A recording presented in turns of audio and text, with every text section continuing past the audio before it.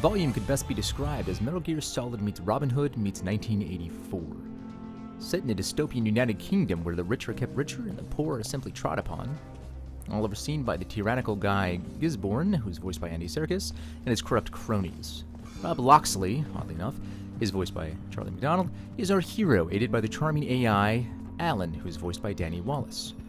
Rob's mission is to show Britain how to take back from the rich using a VR simulator called the Volume, or rather, simply Volume, by recreating homes, banks, and headquarters exactly as they are laid out and streaming his actions onto the web to give people the knowledge and the skills to beat the elite. However simple and overt the story may seem, this isn't the case as it delves deeply into surprising ways, albeit briefly, into ideas like unforeseen consequences, coercion, remorse, and even the freedom of choice. It's rather surprising how it's able to show us these things. Volume may not shine as brightly as you might initially think, however, it does shine in story elements and the incredibly addictive and rewarding gameplay. As stated before, Metal Gear Solid is a clear inspiration for Volume, and Mike Bithell made no illusions on that fact. What makes Volume special is that where an average game would take that inspiration and copy it, Volume builds upon it, even takes away the unnecessary that we might otherwise not enjoy. This isn't simply tactical espionage action. No, this is tactical espionage puzzle action, a little bit different than you might expect. The one issue I could take with the Volume is that for a game based around stealth and avoidance, there is little means of actual choice in the game.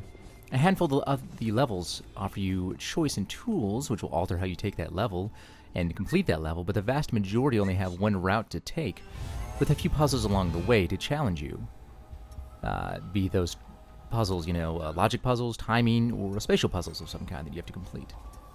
But if I were to nitpick, actually, the last complaint I might have about Volume is that it's not as smooth when playing with a mouse and keyboard. For some reason, it's more controller-based, and it's much more enjoyable time when you plug in the old Xbox controller into the PC, be that Xbox One, 360, or even using the PS4 controller if you can set that up. I'm playing it that way because it's much more controller-friendly.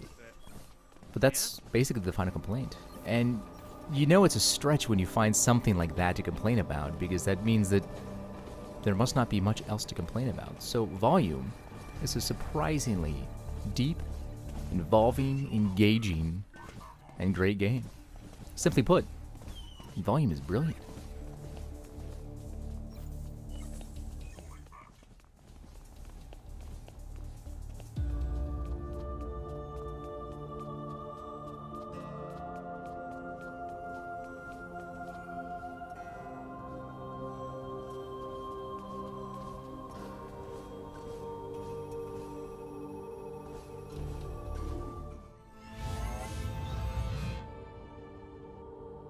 Steal all the things.